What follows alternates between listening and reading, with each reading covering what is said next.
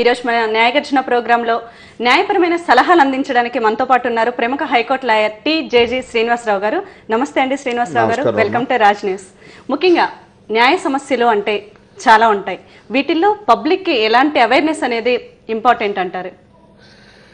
మనము న్యాయ సమస్యల గురించి మాట్లాడుకోవాల్సి వస్తే న్యాయ సమస్యలు లా అని ఇంగ్లీష్ మాట్లాడి law is nothing but a common sense అనే ఒక ఇది ఉంది. ఓకే, కామన్ సెన్స్ ఉన్న వాళ్ళకి న్యాయం తెలిసినట్టే.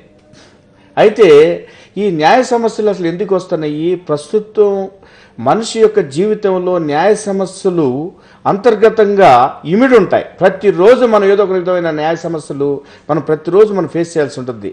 ఒకవేళ అది అందరి జీవితాల్లోనే ఉంటాయి, కానీ పర్టికులర్గా కొన్ని చట్టాలు ఆ చట్టాలు న్యాయ వ్యవస్థకి దగ్గరికి తీసుకొస్తాయి.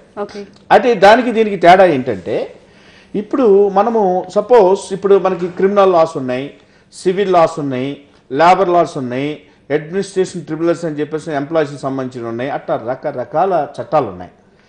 కాబట్టి ఈ చట్టాలన్నీ కూడాను న్యాయం కాదు, న్యాయం అంతా కూడా చట్టం కాదు. దీనికి చాలా డిఫరెన్స్ ఉంది. అది దాని ఆ సబ్జెక్ట్లోకి మనం ఇప్పుడు వెళ్ళొద్దు, దీనికి చాలా వ్యాస్ట్ సబ్జెక్ట్ అది. అయితే ఇప్పుడు మనం చూడవలసిన సబ్జెక్ట్ అంటే, మీరు అడిగిన ప్రశ్నకి న్యాయము, న్యాయ వ్యవస్థ, తర్వాత ఇది ప్రజల్లో మరి దీని యొక్క న్యాయము గురించి మనం మాట్లాడుకోవాల్సి వస్తే ప్రజలు తెలుసుకోవాల్సింది క్రిమినల్ లాస్ ఉన్నాయి కొన్ని. దానిలో మనము క్రిమినల్ లాలో ఇండియన్ పీనల్ కోడ్ అని స్మృతి అని చెప్పేసి అని ఒక ఐపీసీ అని అంటాం దాన్ని, ఇండియన్ పీనల్ కోడ్. దాంట్లో 511 సెక్షన్స్ ఉన్నాయి. దాని సెక్షన్స్లో ఇది పీనల్ కోడ్లో ఏం చేస్తుందంటే, ఈ కోడు ఇది దీంట్లో కొన్ని సెక్షన్స్ వాళ్ళు నేరం చేస్తే చట్టం ముందు నిలబెడితే నేరం రుజువైతే 3 సంవత్సరాల శిక్ష ఉన్న కేసులు కొన్ని, 7 సంవత్సరాల శిక్ష ఉన్నాయి కొన్ని అసలు యావజ్జీవ కారాగార శిక్ష ఉన్నాయి కొన్ని సెక్షన్లోకి వస్తే మనిషిని కంప్లీట్గా హ్యాంగింగ్ వేసి మరణశిక్ష విధించే కొన్ని ఉంటాయి. దీన్ని ఐపీసీ అంటారు, ఇది క్రిమినల్ లా అంటారు. కాబట్టి ఇది పోలీస్ డీల్ చేస్తారు. ఈ సెక్షన్స్ అన్ని కూడాను పోలీస్ కేసులు రిపోర్ట్ నుంచి స్టార్ట్ అవుతాయి. ప్రజలకు ఏదైనా అన్యాయం జరిగితే వెంటనే పోలీస్ స్టేషన్ దగ్గరికి వెళ్ళి రిపోర్ట్ ఇస్తే అది క్రిమినల్ కేసు అంటారు, ఎఫ్ఐఆర్ బుక్ చేస్తారు. ఇవన్నీ కూడా ప్రజలు నిత్యావసరం చేస్తున్న కార్యక్రమం. దానిలో పర్టికులర్గా ఈ రోజుల్లో ఎక్కువ మంది మరి ఫ్యామిలీ మ్యాటర్స్, ఫ్యామిలీ రిలేషన్స్ బాగా దెబ్బతింటున్నాయి. దాని మీద ఎక్కువ కూడాను ఫ్యామిలీ మ్యాటర్స్లో ఎక్కువ మంది పోలీస్ స్టేషన్లో ఆచించి పోలీస్ స్టేషన్లో రిపోర్ట్స్ ఇవ్వటం అనేది ఎక్కువగా జరుగుతుంది. సరే, సివిల్ దగ్గరికి వచ్చేటప్పటికి ఇవన్నీ కూడాను ఆస్తులకు సంబంధించిన విషయాలు ఏదైనా ఉంటే అది చిరాస్తులు కానివ్వండి, చరాస్తులు కానివ్వండి, మూవబుల్ అండ్ ఇమ్మూవబుల్ ప్రాపర్టీ అంటారు ఇంగ్లీష్లో. ఈ ప్రాపర్టీ సంబంధించినవి కూడాను అవి సివిల్ కేసులు అంటాం. కాబట్టి అదంతా కూడా డైరెక్ట్గా ఒక లాయర్ని పెట్టుకొని లాయర్ గారి ద్వారా కోర్టులో వేసుకోవటం అనేది అది సివిల్ కేసులు అంటాం. అదేవిధంగా లేబర్ లాస్ అని మనకు సపరేట్గా ఉన్నాయి. లేబర్ లాస్ అంటే ఎక్కడైనా సరే యజమాని దగ్గర కార్మికుడు పనిచేస్తే వాడి జీతం ఇవ్వకపోయినా, పిఎఫ్లు ఇవ్వకపోయినా, లేకపోతే ఈఎస్ఐ కట్టకపోయినా, ఇలాంటివన్నీ కూడా గ్రాట్యుటీ ఇవ్వకపోయినా ఇవన్నీ కూడాను లేబర్ లాస్ అంటాం. దాన్ని కూడాను లేబర్ ఆఫీసర్ ఉంటాడు, అసిస్టెంట్ కమిషనర్ ఆఫ్ లేబర్ ఉంటాడు, డిప్యూటీ కమిషనర్ ఆఫ్ లేబర్ అని చెప్పేసి వాళ్ళ కోర్ట్స్ కూడా ఉంటాయి. ఇక్కడ అదంతా పోయిన తర్వాత లేబర్ కోర్టుకి వెళ్ళటం అనేది జరుగుతుంది. అదొక ప్రాసెస్. ఆ విధంగా చట్టాలు, న్యాయస్థానాలు విభిన్న తరాల్లో ఇక్కడ మనకి ప్రజలకి ఉపయోగపడాలనే ఉద్దేశంతో చేస్తున్నాయి, కానీ అది ప్రజలకి చాలా దూరంగా ఉన్నాయని చెప్పక తప్పదు. ఎందుకనంటే దానిలో ఉన్న కొన్ని మరి సూక్ష్మమైన అదంటే మనం చెప్పాల్సి వస్తే చట్టంలో ఉన్న లూప్ హోల్స్ అంటాం మనం. ఆ లూప్ హోల్స్ని ఎన్కాష్ చేసుకొని ఇక్కడ మరి సమాజంలో ఉన్న పెద్ద మనుషులు వాళ్ళు వెళ్ళిపోయి చట్టాలు వాళ్ళు చుట్టాలుగా చేసుకొని వాళ్ళకి వెళ్ళి సామాన్యుడికి న్యాయం జరిగిన పరిస్థితి ఈ రాష్ట్రంలో కానీ దేశంలో కానీ ఉంది, లేకపోతే ఒక ప్రపంచంలో కూడా ఉందని చెప్పొచ్చు. ఎందుకనంటే సామాన్యుడికి అందుబాటులో చట్టాలు ఉండడానికి అవకాశం, డబ్బు ఇవన్నీ కూడా చాలా ఎక్కువ దాని ఇంపాక్ట్ పనిచేస్తుంది. అంటే మీరు చెప్పినట్టుగా ఎన్ని చట్టాలు ఉన్నా కానీ ఎందుకు ఇంత డిలేస్ అవుతూ ఉంటాయి? ఎవరికైనా సరే కోర్టును ఆశ్రయించాలి అంటే, అమ్మో ఈ కేసు గురించి వెళ్ళాము అంటే దీనికి చాలా టైం పడుతుంది, ఎప్పుడు పెండింగ్లు పడుతుంది అంటారు. ఇన్ని చట్టాలు ఉన్నాక కూడా ఎందుకు ఇంత పెండింగ్ పడుతుంది? దీని ఆర్జన్గా ఏమైందంటే, బ్రిటిష్ వాళ్ళు ఈ ప్రపంచాన్ని చాలా ఎక్కువ దేశాలు పరిపాలించి వాళ్ళ ద్వారా వచ్చిన చట్టాలు ఇవి. అందువలన వాటిలోంచి వచ్చిన దాంట్లో వాళ్ళు చాంతాడంత ప్రొసీజర్ పెట్టారు. ప్రొసీజర్ పెడితే అయ్యే ఇప్పుడు అడాప్ట్ చేసుకొని అన్ని దేశాలు అయ్యే నడుస్తున్నాయి. కోర్టు అంటే భయపడడానికి కారణం ఏంటంటే కట్టే కొట్టే తెచ్చే అని మూడు స్టెప్స్లో న్యాయం జరిగే పరిస్థితి ఎక్కడ లేదు ఎక్సెప్ట్ హ్యూమన్ రైట్స్. ఇది మన రాష్ట్ర మానవ హక్కులు కానివ్వండి, నేషనల్ హ్యూమన్ రైట్స్ కమిషన్ కానివ్వండి, ఇంటర్నేషనల్ హ్యూమన్ రైట్స్ కమిషన్ కానీ ఇవన్నీ కూడాను డైరెక్ట్గా అటువంటి కమిషన్స్ వాటిలో కొంత న్యాయం జరగడానికి కొంత అవకాశం ఉంది తప్ప డైరెక్ట్గా ఆ ప్రొసీజర్స్ కొంచెం చిన్న ఉంటాయి, చాలా తొందరగా అవడానికి కొంత రెస్పాన్స్ అవడానికి అవకాశాలు ఉంటాయి. కానీ ఈ సివిల్ మ్యాటర్లు కానీ క్రిమినల్ మ్యాటర్స్ కానీ తీసుకొస్తే లెంగ్దీ ప్రాసెస్ ఉన్నాయి. దాన్ని సిఆర్పిసి అండ్ సిపిసి అని చెప్పేసి criminal procedure code and civil procedure code అని 2 కోడ్స్ ఉంటాయి. ఆ కోడ్లో చాలా సెక్షన్స్ ఉంటాయి.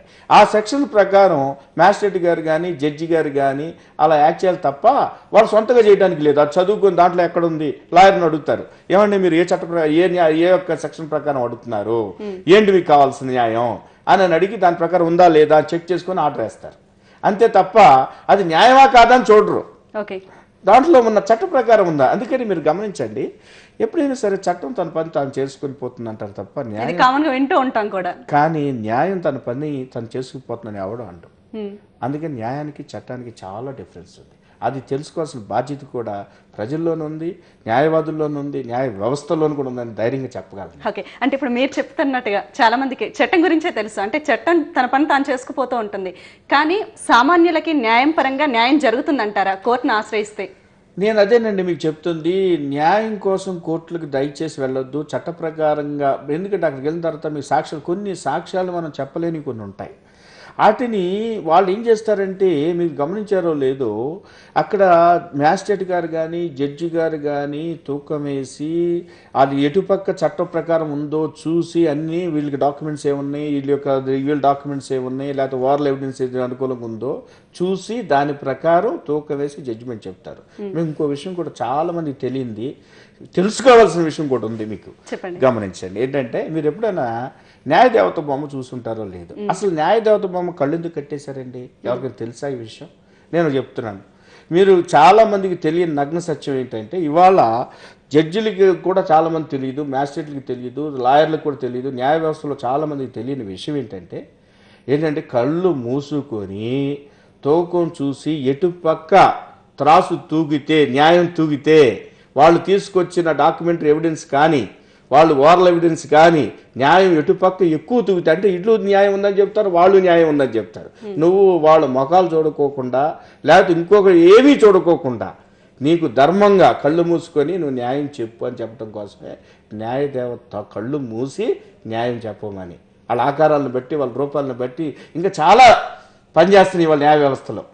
కులం కూడా పనిచేస్తుంది ఒకసారి చెప్పాల్సి వస్తే. అలాంటి వ్యవస్థలు ఎన్ని కూడా చూడకుండా కళ్ళు మూసుకొని ఎటు తూగితే అటు న్యాయం చెప్పు అని చెప్పేసి అర్థం. అదే ధర్మదేవత. వండర్ఫుల్ అండి.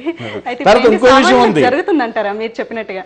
అది ఇప్పుడు మంచి ప్రశ్న. మీరు ఇంకోటి చెప్తా, న్యాయం గురించి మాట్లాడుకుంటున్నాం కాబట్టి న్యాయ దగ్గర మీరు ఒకటి కోతుల బొమ్మలు ఎప్పుడన్నా మీరు చూసారు లేదు? మీరు ఎవరైనా సరే చెడు వినవద్దు, చెడు కనవద్దు, చెడు మాట్లాడవద్దు అని చెప్పేసానని 3 కోతులు పెట్టారు. అంటే చెడు వినవద్దు అని అంటే చెవులు మూసేసి ఉంటాయి కోతులు. అవును. చెడు చూడొద్దు అన్నప్పుడు కళ్ళు మూసేసి ఉంటాయి. చెడు మాట్లాడదాం నోరు మూసేసి ఉంటుంది. కానీ 4వ కోతి లేదు అక్కడ. ఏంటంటే చెడు చేయొద్దని చేతులు కట్టేలా.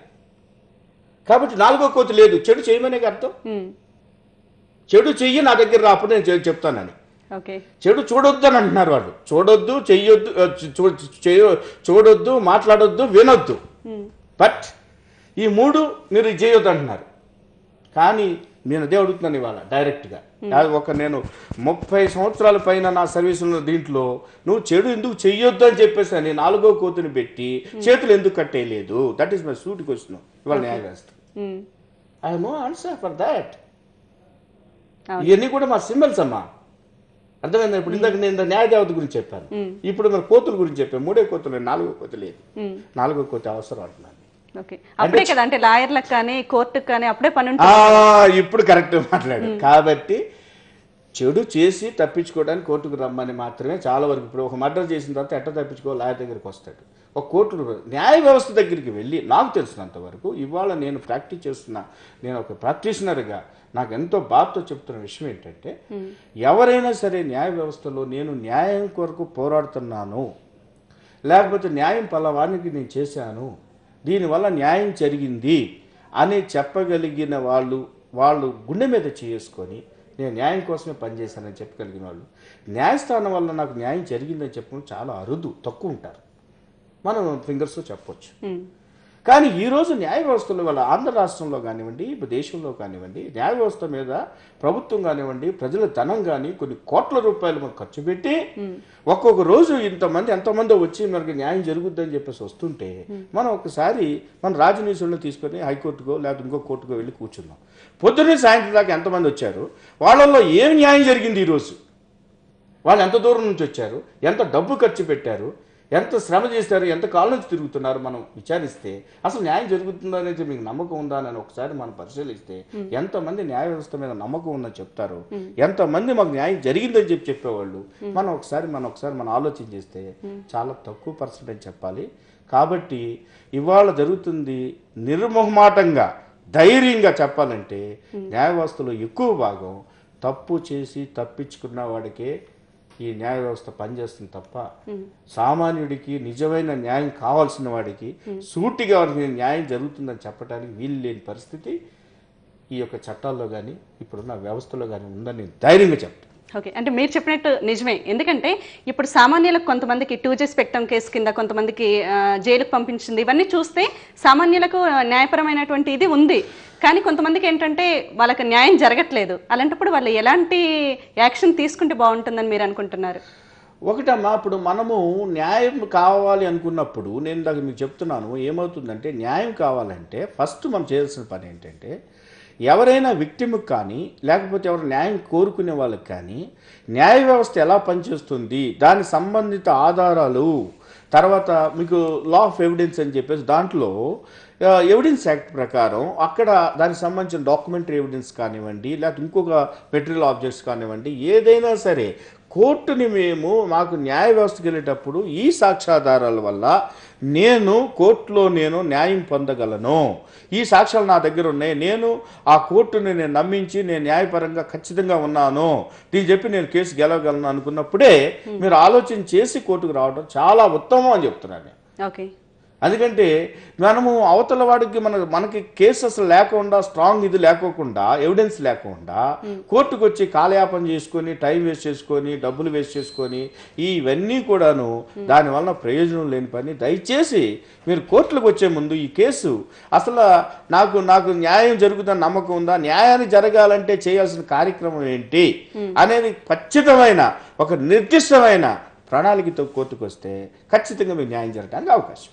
ఓకే, అలాగే అంటే బాల్యంలో చాలా మంది తెలియక తప్పులు చేస్తూ ఉంటారు పిల్లలు, వీళ్ళకి ఎలాంటి శిక్ష పడుతుంది, వీళ్ళకి ఇది ఫ్యూచర్ మీద ఎలాంటి ఎఫెక్ట్ చూపిస్తుంది? మంచి క్వశ్చన్ అమ్మా. ఒక్క విషయం ఏంటంటే అమ్మా, మీకు బాల్యంలో ఎప్పుడు కూడా పిల్లల దగ్గర నుంచి మనం ఆలోచన చేస్తే పిల్లలు ఎప్పుడు కూడా చెడు మార్గంలో కానీ క్రైమ్లో కానీ ఎటువంటి దాంట్లో ఒక్కసారి మైండ్ సెటప్ వాళ్ళకి ఏదైనా క్రైమ్లోకి అట్రాక్ట్ అయితే వాళ్ళని మార్చాలంటే కొంచెం కష్టమైన పని. వాళ్ళ జీవితం అంతా ఇదవుతుంది, అది సమాజం మీద దాని ఇంపాక్ట్ పడుతుంది. కాబట్టి వీలైనంత వరకు, ఎందుకనంటే ఒకసారి తప్పు చేసిన వాడు మైండ్ సెటప్ అసలు మైండ్లో పడిపోద్ది. ఒక క్రైమ్, ఒక దొంగతనం చేయటం చిన్నప్పుడు చాలామంది చిన్నప్పుడు చెప్తుంటారు, అమ్మ కరివేపాకు దొంగతనం చేస్తే, అయ్యా నాయన కరివేపాకు తీసుకొచ్చావు, చాలా మంచివాడు కదా అని చెప్పేసి బుజ్జగించింది అనుకో, రేపు పొద్దున ఇంకోటి తీసుకొస్తాడు దొంగతనం, అతను హ్యాబిచ్యూట్ అయిపోతుంది, ప్రొఫెషన్ అంటాడు. దొంగలు కూడా మేమంటారు, ఎందుకురా బాబు, కొంతమంది వాళ్ళు మీరు చూసారు లేదు, పెద్ద పెద్ద ఎంఏలు పిహెచ్డీలు చదివిన కూడా దొంగతనాలు పెద్ద పెద్ద నేరాల్లో కూడా ఉంటారు. ఎందుకురా బాబు నువ్వు సమాజం అంటే, ఏంటి sir this is my profession sir, మీరు లాయర్ లాగానే ఇదే నా ప్రొఫెషన్ సార్ అంటాడు. So it is a professional offenders. ఇప్పుడు మీరు గమనించారు లేదు, ప్రొఫెషనల్ అఫెండర్స్ అనే ఒక పదం ఉంది. మీరు ప్రొఫెషనల్ అఫెండర్స్ అనే పదం పోలీసు వారికి కూడా తెలుసు. పోలీసు వారు ప్రొఫెషనల్ అఫెండర్స్ అని వెళ్ళిపోయి ఏం చేస్తుంటే, మీకు వాళ్ళ ఫోటోలు తీసుకొచ్చి బస్ స్టాండ్లో, రైల్వే స్టేషన్లో, పోలీస్ స్టేషన్లో వెళ్ళిపోయిన తర్వాత కేడీస్, రౌడీ షీటర్స్ అని చెప్పేసి వాళ్ళు బొమ్మలు పెట్టుకొని పోలీస్ స్టేషన్ దగ్గర ఎగ్జిబిట్ చేస్తారు. What is this? That professional అంటే వాళ్ళని అసలు ప్రొఫెషనల్ అఫెండర్స్ కానికోకుండా చేయడం అనేది చాలా ముఖ్యం సమాజానికి వాళ్ళని చూపించడం కాదు, వాళ్ళ నేర ప్రవృత్తిలోనికి వెళ్లకుండా చేయటం అనేది ఒక అంశం. ఒకవేళ నేర ప్రవృత్తిలో వాళ్ళు విరిపోతే వాళ్ళని మార్చి సమాజంలోకి తీసుకొచ్చి మంచివారిగా తయారు చేయటం అవసరం. ఇది అవసరం ప్రజలకి. అంతేగాని మనం వాళ్ళు బొమ్మలు పెట్టుకుని రోజు సెల్యూట్ చేసినట్టుగా వెళ్ళిపోయి మేము చేస్తున్నాం మీరు కూడా సెల్యూట్ చేయండి అని అంటే what is this? I cannot understand. అంతే కదా. ఎందుకు వాళ్ళండి తర్వాత ఇప్పుడు ఇవాళ ఏం చేస్తున్నారంటే professional killers, professional offenders, they are claiming that is also my right, that is also my profession. మేము ఇవాళ నేరస్తులు లేకపోతే పోలీస్ వ్యవస్థ పెరగడానికి అవకాశం, లీగల్ వ్యవస్థ పెరగడానికి లాయర్లకు పని లేదు, మీకు న్యాయ వ్యవస్థ పనిచేయడానికి అవకాశం లేదు. మరి ఇదంతా ఆరిజిన్ ఎక్కడ? క్రైమ్ జరగాలి, ప్రొఫెషనల్ అఫెండర్స్ ఉండాలి. మేము లేకపోతే మీ ఇదేంటని అడిగే పరిస్థితి ఇవాళ సమాజంలో ఉంది. మమ్మల్ని 2-3 క్రిమినల్స్ పెద్ద సెన్సేషనల్ కేసుల్లో కూడా అడుగుతున్నారు, సార్ ఏంటి అట్ట మాట్లాడుతున్నారు, మేము లేకపోతే మీకు ఎట్లా సార్, కోర్టులు ఎట్లా బతుకుతాయి సార్, న్యాయ వ్యవస్థ ఎట్లా బతుకుతుంది సార్ అని అడుగుతున్నారు. అంటే మేము ఉండాలి సమాజంలో, మా పాత్ర మాకు జరగాలి. మేము నేరాలు చేస్తేనే కదండి పోలీసులు మమ్మల్ని పట్టుకొని తీసుకొచ్చి మీ దగ్గర పెడితే కదా బెయిల్కి వచ్చేది, బెయిల్కి వస్తేనే కదా మీకు డబ్బులు వచ్చేది. కేసులు ఉండాలంటే ఏం చేయాలా? నేరస్తులు అవసరం అనే స్థాయికి వాళ్ళు ఎదిగారు. ఎట్లయితే బెగ్గర్స్ అసోసియేషన్ ఎట్లయితే ఉందో క్రిమినల్స్ అసోసియేషన్ కూడా ఉన్నాయి. సో దీనికి మీరు ఎలా ఏకీభవిస్తారు? ఏకీభించలేదు. Eradication, preventive steps is more important. అది మనం ఏంటంటే చట్టాల్లో అది లేదు. ఏమైందంటే జరిగిందా, ఒక మర్డర్ జరిగిన తర్వాత మర్డర్ జరిగిందా, అయితే ఎవరు చేశారు ఏంటని అక్కడికి వెళ్ళి ఇన్వెస్టిగేషన్ చేసి పలానాలు శిక్షించడానికి ప్రయత్నం చేయడం అనేది జరుగుతుంది తప్ప మర్డర్ జరగకోకుండా ముందు జాగ్రత్తగా తీసుకోవాల్సిన చర్యలు ముందు తీసుకుంటే ఈ దేశంలో మనము ఇందిరాగాంధీని పోగొట్టుకునే వాళ్ళం కాదు, రాజీవ్ గాంధీని పోగొట్టుకునే వాళ్ళం కాదు. అటువంటి వాళ్ళకే రక్షణ లేని పరిస్థితి. ప్రికాషనరీ మెజర్స్ మీరు గమనించారు లేదు చూడండి. మనము ముందు అక్కడ ఇంటెలిజెన్స్ ఆ కేసులో ఇందిరాగాంధీ అసాసినేషన్ కేసులో ఇంటెలిజెన్స్ వాళ్ళు పోలీసు చాలా బాగా పనిచేశారు. మీకు ఎందుకంటే అక్కడ సిక్కులతో మీకు ప్రాబ్లం వస్తుంది, ఏ పరిస్థితుల్లో సిక్కులు మేము చంపే అవకాశం ఉంటుంది, మీ సెక్యూరిటీ నుంచి సిక్కులు తీసేయమని చెప్పేసి వాళ్ళు కాషియస్గా చెప్పారు. చెప్పినా కూడా ప్రభుత్వం దాన్ని సరిగ్గా స్పందించకపోవడం వలన ఇందిరాగాంధీ షూట్ చేసి పారేశారు. సిక్కులు అప్పుడు పెద్ద ప్రాబ్లం అయింది. అదేవిధంగా రాజీవ్ గాంధీని చెప్పినప్పుడు కూడా రాజీవ్ గాంధీ గారు ఎల్టీటీ దానికి వెళ్ళినప్పుడు అంతకు ముందు ఆయన ఏం చేశారు, శ్రీలంక వెళ్ళాడు. శ్రీలంక వెళ్తే అక్కడ వెళ్ళిపోయి మార్చ్ పాస్ట్ జరుగుతుంది, అక్కడ ఫ్లాగ్ హాయిస్టింగ్ జరుగుతున్నప్పుడు అక్కడ అక్కడ ఏంటంటే అది మన రైఫిల్ రివాల్వర్ అది రైఫిల్ ఉంటే రైఫిల్ బట్ అంటారు దాన్ని, బట్ పెట్టి వెనకాలతో పెట్టి కొట్టాడు. ఫస్ట్ కొట్టినప్పుడు వెంటనే పట్టుకొని మిగతా వాళ్ళు పట్టుకొని ఇచ్చేశారు. సో అప్పుడు అక్కడ ఆర్మీలో ఉన్న పనిచేసే అతనే కాబట్టి అక్కడ అతనికి డేంజర్ ఉంది, ఆ దేశంతో ప్రాబ్లం ఉంది అని చెప్పినప్పుడు is not suppose to go that place. ఆ ముందు జరగకుండా ముందు జాగ్రత్తగా తీసుకోవాల్సిన చర్యలు చాలా జాగ్రత్తగా చూసి తీసుకుంటే మనము కొన్ని ప్రివెంట్ చేయడానికి పెద్ద వాళ్ళని ప్రివెంట్ చేయలేని పరిస్థితుల్లో మన చట్టాలను. కాబట్టి prevention is better than cure అని మనం రాకోకుండా చూసుకోవటం ముందు జాగ్రత్త అవి చట్టాల్లో చాలా తక్కువనే. ఎవరన్నా నన్ను మర్డర్ చేస్తాను అన్నాడు సార్, చంపుతాడో నా భయం ఉంది సార్, నాకు పోలీసులు కావాలి సార్, రక్షణ కావాలంటే ఎవరు రాడు. అర్థం కదా, ముందు జాగ్రత్తలు లేవు, మనం చూసుకోవాలి. అందుకని ప్రజలకు నేను చెప్పేది ఏంటంటే మనము కొన్ని వీలైనంత వరకు ముందు జాగ్రత్తగా చట్టాల అవగాహన చేసుకొని పరిస్థితుల అవగాహన చేసుకొని ఏదైనా ప్రమాదం ఉంటే మీ యొక్క దీనికి కానీ ఏదైనా సరే అలాంటివి ముందు జాగ్రత్తగా క్రైమ్లో కానీ చట్ట పరిధిలో కానీ రాకోకుండా క్రైమ్లోకి వెళ్ళకోకుండా మీరు జాగ్రత్తగా ప్రశాంతంగా జీవనాన్ని కలపటం అనే దానికి వీలైనంత వరకు ప్రయత్నం చేస్తే దానికి ఎప్పుడైనా అటువంటి ఏదైనా జరగక ముందే సార్ ఇలా జరగడానికి అవకాశం ఉందంటే లీగల్ ఒపీనియన్స్ అటువంటివి తీసుకొని మేము ఇప్పుడు ఆల్రెడీ ఉచిత న్యాయ సలహా కేంద్రాలు కూడా నడుపుతున్నాం రాష్ట్రంలో. అలాంటి వాటి మాలాంటి వాళ్ళకి ఎవరికైనా ఫోన్ చేసి తర్వాత లీగల్ సర్వీస్ అథారిటీ ఒకటి గవర్నమెంట్ పనిచేస్తుంది, వాళ్ళు కూడా కొంత లీగల్ సర్వీసెస్ ఇస్తున్నారు ఫ్రీగా. కొంతమంది మహిళా సంఘాలు కొన్ని వీటి కూడా ఎన్జిఓలు కూడా పనిచేస్తున్నాయి. వాళ్ళ దగ్గరికి వెళ్ళి ముందుగా ఇదేమండి ఇలాంటి జరుగుతుంది నాకు ఏదో కొంచెం భయంగా ఉంది సార్, దీనికి మేము తీసుకోవాల్సిన ముందు జాగ్రత్తలు ఏమిటి అనేది కొంచెం తెలుసుకొని అలా ముందు జాగ్రత్తలు తీసుకొని జాగ్రత్తగా మరి చట్టంలోకి దీంట్లోకి ఇరుక్కోకుండా ప్రాబ్లమ్స్ ఎక్కువ లేకుండా ప్రశాంతమైన జీవితాన్ని గడపడానికి ప్రయత్నం చేయడం మంచిదని. ఓకే, అలాగే చెప్పండి. అంటే మీరు హ్యూమన్ రైట్స్ కూడా చూసుకుంటూ ఉంటారు. ఇలాంటప్పుడు హ్యూమన్ రైట్స్ అనేవి దేని కిందకి వస్తాయి? వీటిలో డిలే అయ్యే అవకాశం ఉంటుందా? ఏదైనా కేసు గురించి హ్యూమన్ రైట్స్ని అప్రోచ్ అవ్వాలి అంటే ఎలా స్టార్ట్ చేయాలి?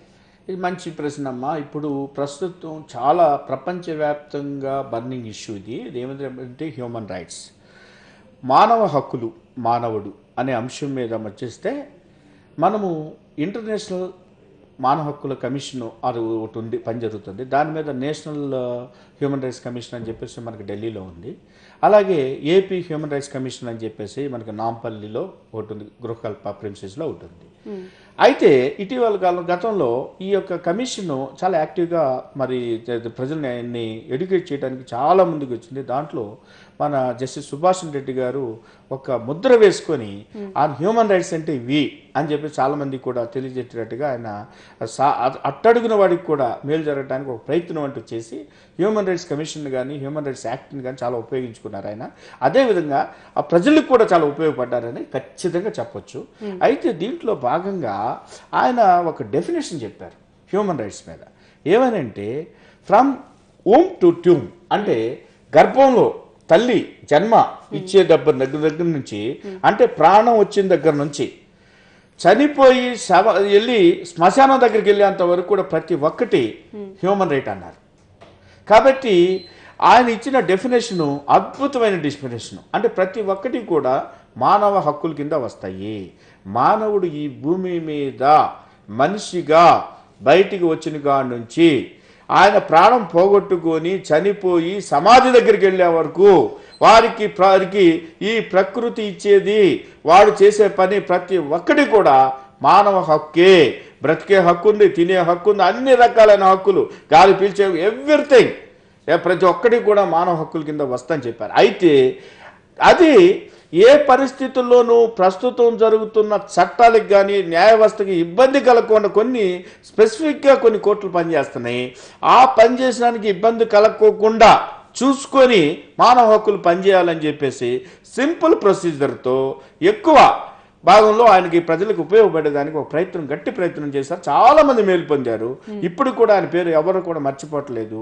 కాబట్టి మానవ హక్కు అంటే మనిషి పుట్టినప్పటి నుంచి చచ్చిపోయే వరకు మనకు ఈ లోకంలో వచ్చే ప్రతి హక్కుని కూడా మానవ హక్కు కింద మనం చెప్పొచ్చు.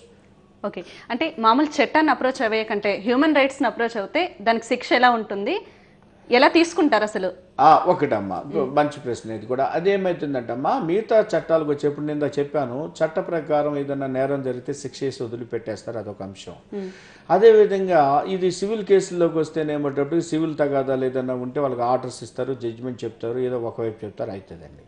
మానవ హక్కులకు అలా లేదు. మానవ హక్కుల ప్రొసీజర్ ఇలాగుందంటే, ఎక్కడైనా మానవ హక్కుల ఉల్లంఘన జరిగింది అని అంటే సంబంధిత అధికారులను శాసించి వాళ్ళ దగ్గర నుంచి ఎంక్వైరీ రిపోర్టు కాల్ఫర్ చేస్తున్నారు.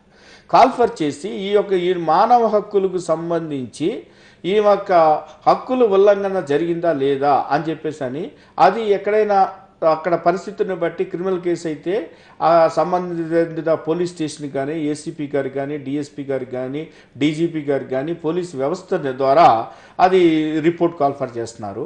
అదే రెవెన్యూ ద్వారా జరిగితే ఆ కలెక్టర్ గారి దగ్గర కానీ, ఆర్డీఓ కానీ, తర్వాత ఎంఆర్ఓ కానీ ఆ ఛానల్లో అలాగే ఎక్కడైతే మానవ హక్కులు ఉల్లంఘన జరిగిందని చెప్పేసి అని మానవ హక్కుల కమిషన్ ఎక్కడైతే అభిప్రాయపడుతుందో అక్కడ దాన్ని బట్టి ఆ సంబంధిత అధికారులని ఎంక్వైరీ రిపోర్ట్ కాల్ఫర్ చేసి ఆ తర్వాత అవసరమైతే ఆ ఉల్లంఘన చేసిన వ్యక్తుల్ని మరి ఆ మానవ హక్కుల కమిషన్ దగ్గర పిలిపించి ఇద్దరు ముందు నిలబెట్టి అక్కడ వాళ్ళిద్దరిని కూడా కన్సిలియేషన్ ప్రొసీడింగ్స్ అంటారు. అంటే అక్కడ సంప్రదింపుల ద్వారా దానికి వద్ద ఒక కంక్లూజన్ రావడానికి ఒక ప్రయత్నం అనేది జరుగుతుంది. అది మంచి ప్రయత్నం, అది ఇన్స్టెంట్ జస్టిస్. అది మరి న్యాయపరంగా ఇరు వర్గాలకి.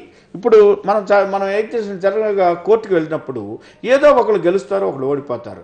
కానీ ఇక్కడ మానవ హక్కుల కమిషన్ దగ్గరికి వెళ్తే అక్కడ వచ్చిన తర్వాత ఇద్దరు గెలవరు, ఇద్దరు ఓడిపోరు, ఇద్దరికి సమానమైన న్యాయం జరుగుద్ది, ఇద్దరు హ్యాపీగా బయటకు వస్తారు. కాబట్టి అది మంచిది.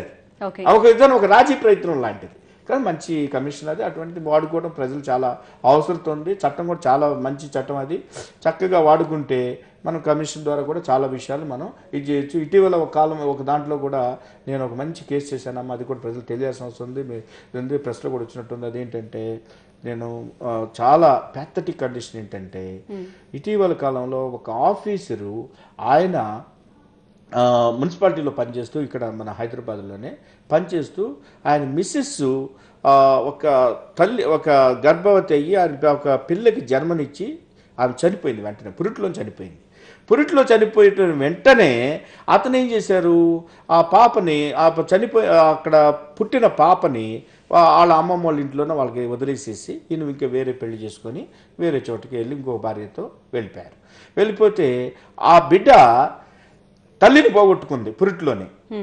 మా మమ్మీ అని ఎవరిని పిలవాల, తండ్రి ఇంకో ఆవిడని పెళ్లి చేసుకొని అవకాశం ఇవ్వాల. కాబట్టి తండ్రి బతికుండి తండ్రి ప్రేమని పోగొట్టుకుంది, తల్లి చనిపోయి తల్లి ప్రేమ లేదు. కాబట్టి తల్లి ప్రేమ తండ్రి ప్రేమ ఇద్దరిని పోగొట్టుకున్న అమ్మాయి ఆవిడ 20 సంవత్సరాల వరకు ఇప్పుడు వచ్చినాయి. ఆవిడకి 9th క్లాస్ వరకు చదువుకుంది. తర్వాత ఎవరినో వాళ్ళు వాళ్ళని మ్యారేజ్ చేసుకొని ఇక్కడ ఉంది. అయితే ఈ ఆఫీసర్ గారు మాత్రం మళ్ళీ పెళ్లి చేసుకున్న ఆవిడకి 2 పిల్లలు పెట్టి, ఒక పాప వచ్చేటప్పటికి బాగా చదువుకొని ఆమె వచ్చి ఆమె దీంట్లో విదేశాల్లో ఆమె స్థిరపడింది ఆవిడ. అదేవిధంగా ఇంకొక అతనేమో ఆ బాబు ఉంటేనే అతనేమో బ్యాంక్ ఆఫీసర్ అయ్యాడు. So the second wife children is very happy and healthy and they are very rich. Second wife okay, ఎక్కడ ఆ పాపకు మాత్రం దిక్కులేని పాప అయిపోయింది. ఆ పాప నా దగ్గరికి వచ్చినప్పుడు మేము మానవ హక్కుల్లో వేస్తే వాళ్ళ నాన్న పరిగెత్తుకుని వచ్చి మన రీసెంట్గానమ్మా 5 లక్షలు క్యాష్ పే చేసి వెళ్ళాడు. సో 20 సంవత్సరాల తర్వాత న్యాయం చేశాను నేను, ధైర్యంగా చెప్పగలను. పేపర్లో కూడా వచ్చింది, అది డీసీలు చాలా పేపర్స్లోను టీవీలో కూడా వచ్చింది. ఓకే, అలాగంటే మీరు చెప్పినట్టుగా రాష్ట్రంలో ఎక్కడెక్కడ ఈ ఉల్లంఘన జరుగుతుంది అంటే ఇది ప్రజల్లో అవగాహన ఎంతవరకు ఉందంటారు? ఉల్లంఘన, మానవ హక్కుల ఉల్లంఘన అనే అంశం మనం ఆలోచన చేస్తే ఎక్కువ భాగంలో ఇక్కడ ఏమవుతుందంటే while discharging the duties of the police department ఎక్కువ మానవ హక్కుల ఉల్లంఘన జరుగుతుందని అనేది ఎక్కువ పరిపాటి అయిపోయింది. దాని మీద కేసులు కూడా ఎక్కువ వస్తున్నాయి. ఎక్కువ ఏముందంటే కొంతమంది ఈ ఇల్లీగల్ కస్టడీ, రాంగ్ఫుల్ కన్ఫైన్మెంటు, తర్వాత లాకప్ డెత్స్, ఇవి ఎక్కువ ఇంటర్నేషనల్ కమ్యూనిటీ కానివ్వండి, నేషనల్ కమ్యూనిటీ కానివ్వండి, లేకపోతే మానవ హక్కుల మీద ఎక్కువ పనిచేస్తుంది. హింస ఎక్కువ జరుగుతుందంటే దీంట్లోనే జరుగుతుంది, నిర్బంధించేట్లా జరుగుతుంది అని మిస్యూసింగ్ ది పోలీస్ పవర్స్ అనేది ఎక్కువగా పరిపాటి అయిపోయింది. అంటే ఎక్కువ ఆ వ్యవస్థలు ఎక్కువ జరుగుతున్నాయని ఒక పరిపాటి అయింది. ఆ ఎక్కువ కేసులు ఎక్కువ రికార్డ్ అవడం కూడా అవే వాటి మీద ఎక్కువ పని జరుగుతుంది. ఓకే, అంటే మీరు చెప్పినట్టుగా నిజంగా చాలా మందికి ఏంటంటే ఏదైనా కేసు పెట్టాలని వెళ్తే పోలీసులు ఆ కేసును కూడా తీసుకోకుండా వాళ్ళని ఇబ్బంది పెట్టడం కానీ, సెక్షన్స్ ఇవేమీ చెప్పకుండా చేయడం కానీ జరుగుతూ ఉంటుంది. పోలీసులు ఎప్పుడైతే కేసుని రిసీవ్ చేసుకోరు వాళ్ళు ఏం చేయాలి, ఎవరిని అప్రోచ్ అవ్వాలి? ఒక మాట చెప్తాను, దీంట్లో ఏమిటంటే పోలీసులు తీసుకోవడానికి ప్రయత్నం చేయాలి. అది ఏంటంటే దానికి గల కారణం ఏంటంటే మీరు పోలీస్ ట్రైనింగ్లోనే ప్రజల్ని డీల్ చేసే విధానం ఏంటి, వాళ్ళకి చాలా ఓర్పు, నేర్పు, పట్టుదల, కార్యదీక్ష అనేది వాళ్ళకి నేర్పాల. ఇది ప్రజల్లో చాలా అవసరమైంది. ఎందుకనంటే ఒక రిపోర్ట్ మనకు తీసుకొచ్చేటప్పుడు ఆ అమ్మాయి ఎంత బాధతో వస్తుందో, లేదా అబ్బాయి ఎంతమంది బాధతో వస్తున్నాడో, అది బాధ ఏంటో మనం విందాం, విని మనం సహాయపడదాం అనే ఒక దృక్పథంతో, పాజిటివ్ నేచర్తో పోలీసు ఉండాల్సిన అవసరం ఎంతైనా ఉంది. కానీ నేనేమంటానంటే, నాకు తెలుసు, నేను పబ్లిక్ ప్రాసిక్యూటర్ కూడా చేశాను, ట్రైనింగ్లోనే వాళ్ళకి ఇటువంటి వాతావరణాన్ని చెప్పట్లేదు, కానీ వాళ్ళకి నెగిటివ్ దాన్ని ఎక్కువగా ప్రబోధిస్తున్నారు. నేను ఒక విషయం చెప్తాను మీకు. ఒక అతను, నేను ఇది దాదాపు 20 years ago జరిగింది. ఒక సబ్ ఇన్స్పెక్టర్గా ఒక అతను సెలెక్ట్ అయ్యాడు, హైట్ గిట్ అన్నీ సెలెక్ట్ అయిపోయింది, రన్నింగ్ అన్నీ ఇచ్చేసాడు. సరే, అతను అంత అయిపోయిన తర్వాత వార్ల ఇంటర్వ్యూలో ఫెయిల్ అయ్యాడు. ఎందుకు ఫెయిల్ అయ్యాడంటే చెప్తా. అతను వెళ్ళిన తర్వాత ఏమైందంటే, అక్కడ ఇంటర్వ్యూలోకి వచ్చిన తర్వాత IPS వాళ్ళు ఉంటారు కదా, ఒక దొంగని తీసుకొచ్చేసి మీరు అదేంటి ట్యాకిల్ చేయాలయా, దొంగని ఎలా చేస్తావు నువ్వు, వెళ్ళి అతని దగ్గర నిజం కక్కించాలి, ఎట్లా చెప్తావు, ఎట్లా అతను హ్యాండిల్ చేయమని, నేనే దొంగని అనుకోండి, మీరు చెప్పండి అని చెప్పేసి అడిగాడు. అడిగితే ఇది ఆన్సర్ ఏం చెప్తానంటే, ఏం బాబు నువ్వు ఎలా దొంగతనం చేసావు, ఎప్పుడు చేసావు, ఎందుకు చేసావు, నేను ఇట్లా అడుగుతాను అది అని చెప్పి. అదే దొంగ అనేది నువ్వు వెళ్ళిపోయి దొంగతనం చేసావంటే ఊరుకుంటాడా అని ఆయన బూతు పదాలు వాడాడంట. బూతు పదాలు వాడి నీకు బూతులు వచ్చా అని అడిగాడంట. ఎవరు? ఇంటర్వ్యూలో. నీకు బూతులు రావంటే, సార్ నేను నేర్చుకోలేదు సార్, నాకు రాదని. నువ్వు నేర్చుకుని రా, నువ్వు పనికి రావని పంపించాను. So the training it self, you are not supposed to tackle a person with the humanitarian grounds. నువ్వు నీ తెలివితేటలు ఉపయోగించి అసభ్యకరమైన పదాలు వాడుకోకుండా పోలీస్ స్టేషన్లో నిజం చెప్పించడానికి ఒక ప్రయత్నం చేయమని చెప్పి ఆ విధమైన ట్రైనింగ్ చేస్తే ప్రజలు జాగ్రత్తగా ట్యాకిల్ చేస్తారు, గౌరవిస్తారు. కాబట్టి స్టేషన్లో రాడు ఈడెవడు అంటాడు, ఫస్ట్ నా ఎత్తుకోవడమే ఈడెవడంటే ఎవడు రైడు అని అంటాడు. ఎవడు రైడు అంటే కానీ ఎదురోడు అయిపోతాడు. ఎవరైనా నన్ను ముందు తీసుకొచ్చి ఎవరన్నా కానిస్టేబుల్ కానీ ఎవరు తీసుకొస్తే ఎవరు ఈయన వచ్చిన ఆయన ఎవరండి కానీ మర్యాద అసలు ఉండదు. అసలు అక్కడ కూర్చోమని అసలు అంటారు అనుకోండి, అది వేరే విషయం. ఎప్పుడైతే ఆ ట్రీట్మెంట్ చూసేటప్పటికి స్టేషన్కి ఎందుకు వచ్చేవారు అని కంప్లైంట్ ఇచ్చేవాడు కూడా ఒక్కోసారి కొన్ని సందర్భాలు కంప్లైంట్స్ కూడా బాధపడి వెళ్ళిపోయే పరిస్థితులు కూడా కొన్ని వస్తుంది. కాబట్టి అది కొంచెం పోలీసు వారు మరి కొంచెం ఆ ట్రీట్మెంట్స్ అవన్నీ కూడా మంచిగా ఉంటే బాగుంటుంది. ఆ విధంగా ప్రజల్ని మనము ఎడ్యుకేట్ చేయాల్సిన అవసరం ఎంతైనా ఉంది. ఓకే, అలాగే చెప్పండి, లాఫ్ట్ ఆర్ట్స్ అంటే ఏంటి, ఇది ఏ విధంగా వర్తిస్తుంది, ఎలా పనిచేస్తుంది ప్రజల్లో? లాఫ్ట్ ఆర్ట్స్ అనేది అమ్మా ఇంతవరకు ఆంధ్రాలో కానీ మన దేశంలో కానీ ఎవరు ఉపయోగించుకోలేని సబ్జెక్ట్. అది ప్రజలకు అవసరమైంది. వాస్తవానికి లాఫ్ట్ ఆర్ట్స్ అని చాలా చిన్న ఇది అనమాట. అందరూ కూడా నెగ్లెక్ట్ చేస్తారు దీన్ని నెగ్లెక్ట్ చేయకూడదు. ఎందుకు చేయకూడదు అని అంటే, ఈ లాఫ్ట్ ఆర్ట్స్ ఎట్లా అంటే చిన్న చిన్న తప్పితాలు చేసి దానికి అది ప్రజల మీద ప్రభావితం చేస్తాయి. ఫర్ ఎగ్జాంపుల్, పబ్లిక్ ప్లేసుల్లో యూరినల్స్కి వెళ్ళడం, పబ్లిక్ ప్లేసుల్లో లెట్రిన్స్కి వెళ్ళడం ఇస్ లాఫ్ట్ ఆర్ట్. దానికి వెళ్ళి తప్పు, అది చేయకూడదు. అది పబ్లిక్ ఇంపాక్ట్ అవుతుంది. లేకపోతే ఒక గేదో బెర్రో ఏదో చనిపోతే అది తీసుకెళ్ళిపోయి అది వెళ్ళి పబ్లిక్లో ఎక్కడో చోట ఇసిరేస్తారు. లేకపోతే ఇంట్లో కుక్కను మాత్రం బాగా పెంచుతారు, చచ్చిపోవడం కానీ వెళ్ళిపోయిన తర్వాత పబ్లిక్లో అక్కడ పడేసి వస్తారు. అది వాసన వచ్చేసి ఎంతమందికో ఎఫెక్ట్ అవుతుంది. So is not suppose to do like that. దానికి వెళ్ళి గుట్ట తవ్వి ఇది చేయాలి. దాని మీద మనం కేసు పెట్టచ్చు. ఆ తర్వాత ఎవరైనా సరే, ఇప్పుడు మున్సిపాలిటీస్ వాళ్ళు ఉన్నారు, మున్సిపాలిటీస్ వాళ్ళు వెళ్ళిపోయి ఆ మ్యాన్ హోల్స్ అని చెప్పేసి అవి ఓపెన్ చేసి దాన్ని క్లీన్ చేస్తారు. చేసిన తర్వాత దాంట్లో మరి వాసన వస్తుంటుంది. మనం ఎప్పుడు చూసే మ్యాన్ హోల్స్ మనం వర్షం వచ్చినప్పుడు ఎప్పుడు కూడా అవి పొంగి పర్లాడటం వేసినప్పుడు దాని మీద ఎవరు పట్టించుకోడు.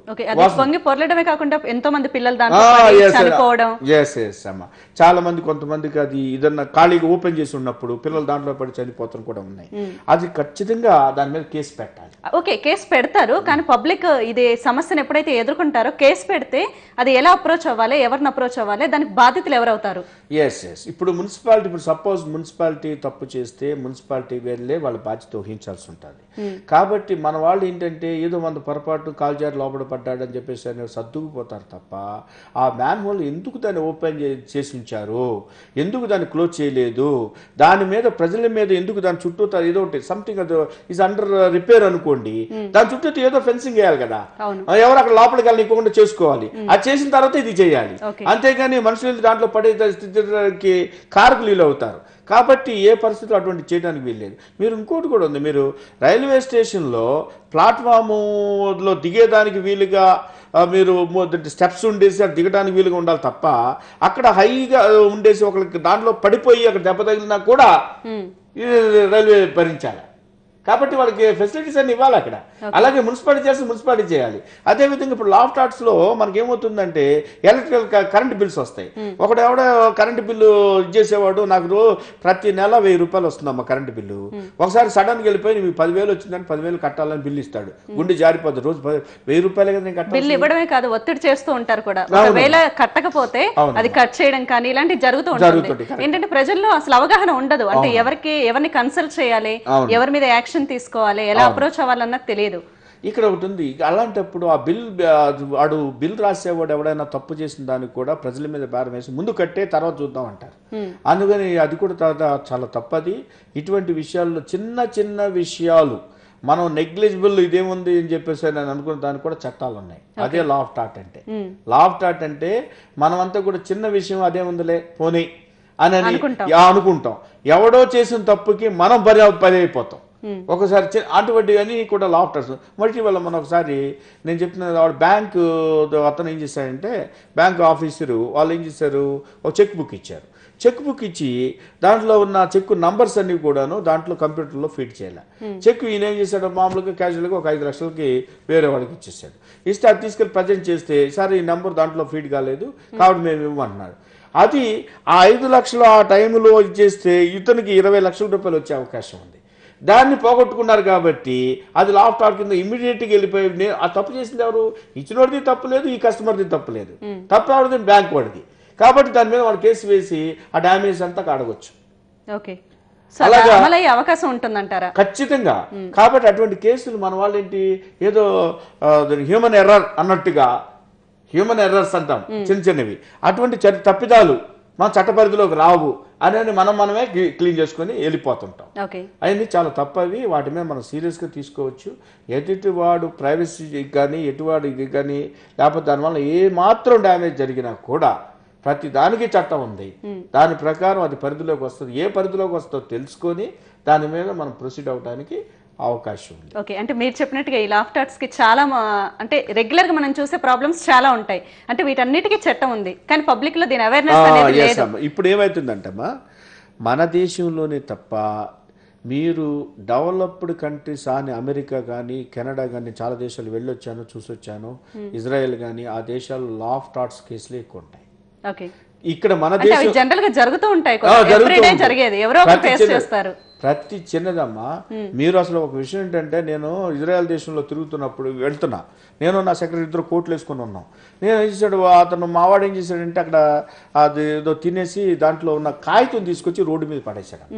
రోడ్డు మీద పడేస్తే ఇమీడియట్గా అతను అక్కడున్న ఒక అతను ఇజ్రాయెల్ ఏం చేశాడంటే మావాడు వచ్చి కోట్ పట్టుకున్నాడు.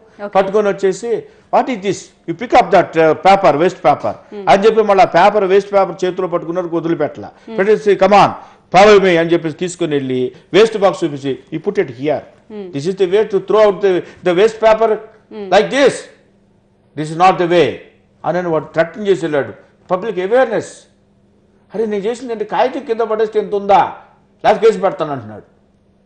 సో పబ్లిక్ ప్లేస్ లో ఇష్టం వచ్చినట్టు దాన్ని మిస్యూజ్ చేయడం కూడా తప్పే. ఓకే, కానీ మన దగ్గర పక్కింట్లో చెత్త తీసుకొచ్చి మన ఇంటి ముందు పోసి వాసన చూసినా కూడా ఎవడు పట్టించుకోడు. పబ్లిక్ ప్లేస్ లో యూరినల్స్ కి వెళ్తారు, పబ్లిక్ ప్లేస్ లో లెట్రిన్స్ కి వెళ్తారు, ఎవడు కూడా ముక్కు మూసుకొని వెళ్తారు తప్ప ఇది తప్పు, ఇది ఎందుకు జరుగుతుంది ఇక్కడ అని ఎవడో పట్టించుకోడు. Everything is possible, that is there. అందుకని ఎంత అవేర్నెస్, ప్రతిదానికి చట్టం ఉంది, న్యూసెన్స్ కేసులు పెట్టచ్చు, ఎన్నో రకరకాలైన అవకాశం ఉంది. పెద్ద పెద్దోళ్ళు కూడా మీరు గమనించలేదు. ఇంకోటి చూడండి, మీరు పెద్ద పెద్ద పోస్ట్ లొకాలిటీకి వెళ్ళండి, వాళ్ళ ఇల్లంతా శుభ్రంగా చాలా నీట్గా ఉంటుంది, లోపల బయట కంపు ఉంటుందండి, బయటకు రండి ముక్కు పూసుకొని రావాల్సి వస్తుంది. వాడు రోజు వచ్చిన అరే నా ఇల్లు ఇంత శుభ్రంగా పెట్టుకున్నానే, బయట వచ్చిన తర్వాత ఇంత వాసన వస్తుంది, ఇది ఎందుకు ఇట్లా ఉందని చెప్పి పట్టించుకోండి. కాసేపు ముక్కు చూసుకుని వాళ్ళకి వెళ్తాడు, మళ్ళీ ఇంట్లోకి వెళ్ళిపోయేటప్పుడు హాయిగా ఇంట్లోకి వెళ్ళి హ్యాపీగా పడుతుంది. వాట్ ఇట్ ఈస్ అంటే ఏంటంటే సోషల్ రెస్పాన్సిబిలిటీ ప్రజల్లో లేదు. ఆ అవేర్నెస్ చాలా అవసరం. నేను నా ఎన్విరాన్మెంట్, నా ఇల్లు ఎంత శుభ్రంగా ఉండాలనుకున్నానో, నా చుట్టుపక్కల ప్రదేశం ప్రజలు అందరూ నాలాగే ఉండాలని అనుకోవడం కూడా చాలా అవసరం ఉంది. ఆ విధంగా ప్రవర్తించాల్సిన బాధ్యత ప్రజల మీద ఉంది. ఆ చట్టాలు కూడా ఆ విధంగా మనము తెలుసుకొని దాన్ని ఇంప్లిమెంట్ చేసుకోవడానికి కూడా ప్రయత్నించాలి. ఓకే, అలాగే పర్యావరణ రక్షణ కోసం చాలా మంది ప్రయత్నిస్తూ ఉంటారు. ఈ మధ్య కాలంలో ఎవ్రీడే మనం చూస్తున్న సమస్య కూడా ఇదే. అలాంటప్పుడు కొంతమంది చెట్లు నాటాలి అంటే కొంతమంది అడ్డుపడుతూ ఉంటారు అధికారులు. వీళ్ళకి ఎలాంటి శిక్ష పడుతుంది, వీళ్ళ మీద యాక్షన్ తీసుకునే అవకాశం ఉంటుందంటారా? పర్యావరణ అనే ఒక మాటకి చాలా మందికి అసలు ఈ పర్యావరణం అంటే ఏంటో, ఎన్విరాన్మెంట్ ఏంటో చాలా మందికి తెలియదమ్మా.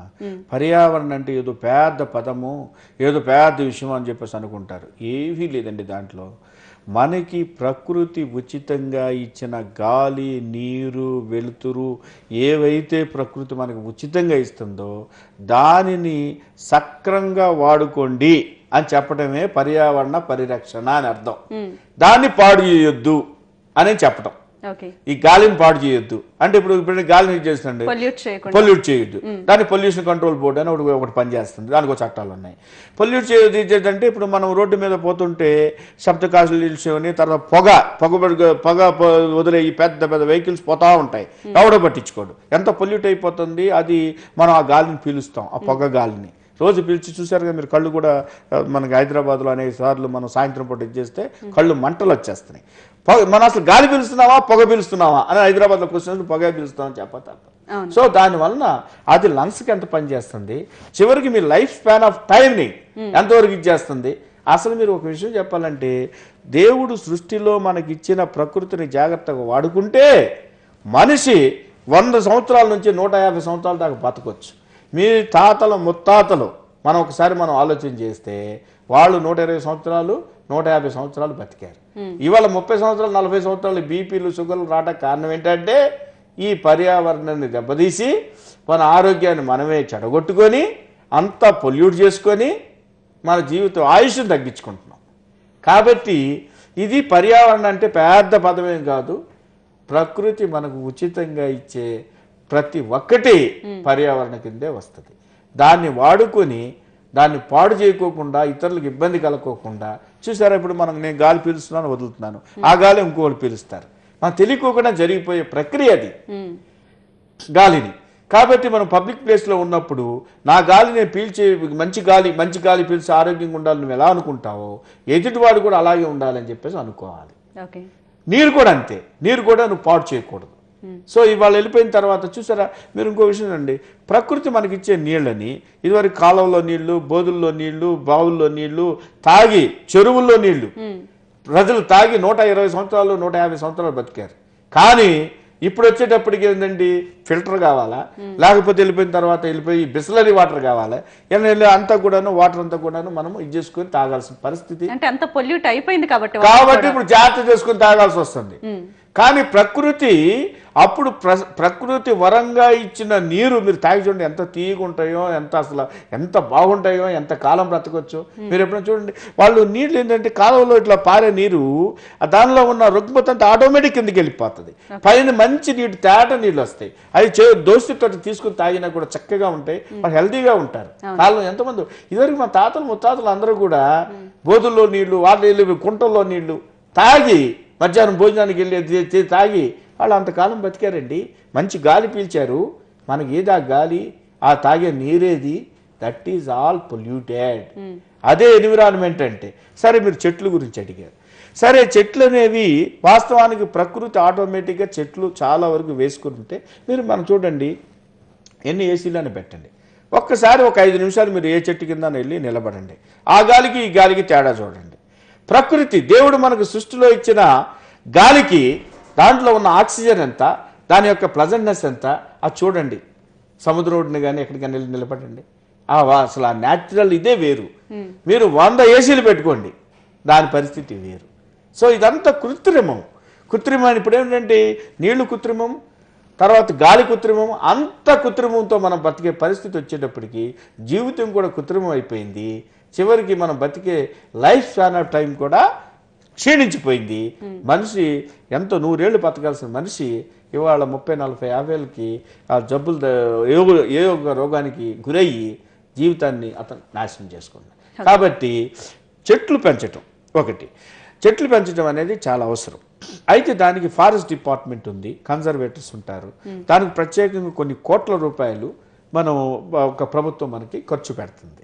ఇక్కడ అటవీ శాఖకు సంబంధించి అరణ్యం ఇదని చెప్పేసి అని ఒక పెద్ద ఇది కూడా ఆఫీస్ కూడా పనిచేస్తుంది, కొన్ని 100 మంది ఆఫీసర్లు పనిచేస్తున్నారు అక్కడ.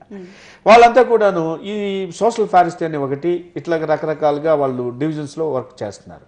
అయితే వాళ్ళు ఇటీవల 4-5 రోజుల క్రితమే మన సీఎం గారు కూడా 20 లక్షల మొక్కల్ని ఒకే చోట మేము ఒకే రోజు చేస్తామని చెప్పారు. పోయిన సంవత్సరం 10 లక్షలు అని చెప్పేసి దాన్ని కూడా కొన్ని కోట్ల రూపాయలు వెచ్చించారు. ఇది ఎంతవరకు ఓకే. మున్సిపాలిటీ కూడా దాంట్లో పనిచేస్తుంది, తర్వాత ఫారెస్ట్ ఆఫీసులు పనిచేస్తుందని చెప్పిన అన్ని మొక్కలు ప్లాంటేషన్ ఏవో జరుగుతా ఉన్నాయి. కానీ కరెంటు వాళ్ళు నరికే కార్యక్రమం కూడా ఒకటి చేస్తున్నారు. చెట్లు నరికేసి రోడ్ల మీద పడేయటం, వైర్లకు అడ్డంగా వస్తుందని మీరు అది కూడా ఎవడో పట్టించుకోడు. దాని మీద కూడా కేసులు పెట్టచ్చు. మీరు ఎప్పుడైనా సరే అన్ని కోట్ల రూపాయల ప్రజాధనాన్ని వెచ్చించి చెట్లు పెట్టి దాన్ని పెంచి ప్రజలకు ఉపయోగపడాలని చెప్పేసి కాంక్షిస్తూ మరి దాన్ని చేసే కార్యక్రమానికి భిన్నంగా ఆ చెట్టు కొమ్మలు నరికేసి రోడ్ల మీద పడేయటం అది నేరం. అది మనం ఆ ఫారెస్ట్ రేంజ్ ఆఫీసర్స్ కొంతమంది ఉంటారు, దాని మీద కేసులు పెట్టడానికి, వాళ్ళ మీద కేసులు పెట్టించాలి. మీకు మరి అలాంటప్పుడు మరి కరెంటు సంగతి ఏంటని మీరు అడగొచ్చు నన్ను. మీకు పాశ్చాత్య దేశాల్లో అండర్ గ్రౌండ్ కేబుల్స్ వేస్తారు. మీకు రోడ్డు పైన ఇట్లా వెళ్ళిపోయి చెట్లు గడ్డం వచ్చేటట్టుగా వైరింగ్స్ ఎక్కడ కనపడవు, ఎక్కడి నుంచి వస్తుందో కూడా వైర్ కనపడకుండా లైట్లు వెలుగుతూ ఉంటాయి. కాబట్టి అటువంటి ఆల్టర్నేటివ్ మెథడ్స్ ఏదన్నా ఉంటే అది ఏపీఎస్సిబి వాళ్ళకి సజెస్ట్ చేసి అట్లాంటిది ఏదైనా ఉంటే అసలు ఒక చెప్పాలంటేనండి ఈ ఫారెస్ట్ డిపార్ట్మెంట్కి ఏపీఎస్సిబి డిపార్ట్మెంట్కి అయితే కోఆర్డినేషన్ ఉండదు. ఒకళ్ళు ఎప్పుడైనా మీరు గమనిస్తారు లేదో, ఒకళ్ళేమో వేస్తూ ఉంటారు, ఒకళ్ళేమో దాన్ని పాడు చేస్తూ ఉంటారు. రోడ్లైనా అంతే. ముఖ్యంగా రోడ్లు తీసుకుంటే లేసిపోతూ ఉంటారు, తర్వాత వచ్చేసి డ్రైనేజ్ సిస్టమ్ అని ఇలాంటి అన్ని తీస్తూ ఉంటారు, సంబంధించి టెలిఫోన్ కి సంబంధించి. అవునండి, అందువలన అప్పుడే వేసి వెళ్తాడు. మీరు ఒక ఎగ్జాంపుల్ చెప్తాను మీకు. నేను మెహదీపట్నం ఏరియాలో ఉంటున్నాను.